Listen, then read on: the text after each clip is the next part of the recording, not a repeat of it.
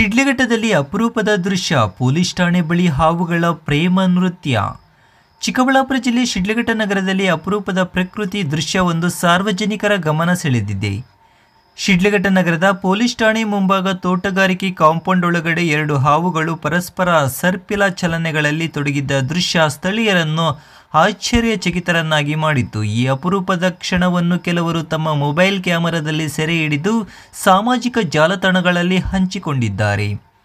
ಹಾವುಗಳ ಈ ರೀತಿಯ ನೃತ್ಯವನ್ನು ಸಾಮಾನ್ಯವಾಗಿ ಸರ್ಪಮಣಿ ಎಂದು ಕರೆಯುತ್ತಾರೆ. ಸಾಮಾನ್ಯವಾಗಿ ಮಳೆಗಾಲ ಆರಂಭದಲ್ಲಿ ಕಂಡುಬರುವ ಅಪರೂಪದ ದೃಶ್ಯವಾಗಿದೆ. ಇಂತಹ ದೃಶ್ಯಗಳು ನಗರ ಪ್ರದೇಶಗಳಲ್ಲಿ ಬಹಳ ಕಡಿಮೆ ಕಾಣಿಸಿಕೊಳ್ಳುವ ಕಾರಣ ಶಿಡ್ಲಘಟ್ಟದ ಈ ಘಟನೆ ಸ್ಥಳೀಯರಲ್ಲಿ ಕುತೂಹಲವನ್ನು ಉಂಟುಮಾಡಿದೆ.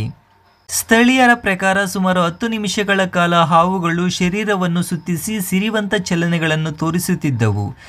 ಈ ರೀತಿಯ ಘಟನೆಗಳು ಪ್ರಕೃತಿಯ ವೈವಿಧ್ಯಮಯತೆಯನ್ನು ಪ್ರತಿಬಿಂಬಿಸುತ್ತವೆ. ಹಾವುಗಳು ಪರಿಸರದ ಸಮತೋಲನ ಕಾಯ್ದುಕೊಳ್ಳುವಲ್ಲಿ ಮಹತ್ವಪೂರ್ಣ ಪಾತ್ರ ವಹಿಸುತ್ತವೆ. ಈ ಅಪರೂಪದ ದೃಶ್ಯವು ಶಿಡ್ಲಘಟ್ಟದ ನಿವಾಸಿಗಳಲ್ಲಿ ಪ್ರಕೃತಿಯ ಅಚ್ಚರಿಯ ಕ್ಷಣವನ್ನು ಅನುಭವಿಸುವ ಅವಕಾಶವನ್ನು ನೀಡಿದೆ. ಇದು ಪ್ರಕೃತಿಯ ವೈವಿಧ್ಯಮಯತೆಯನ್ನು ಮನವರಿಕೆ ಮಾಡಿಕೊಡುತ್ತದೆ.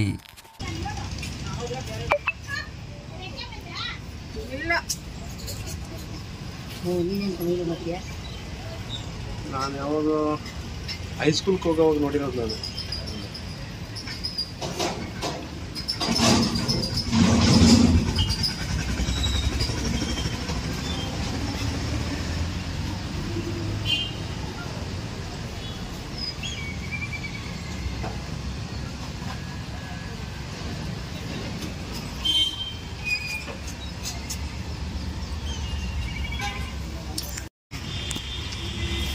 ನಾಯಿಗೆ ಹಾಕ್ಬಿಡ್ತೀವಿ ನೋಡಿ,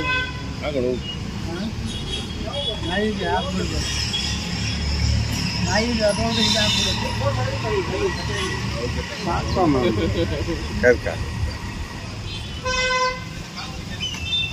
ಬೆಳಗ್ಗೆಯಿಂದ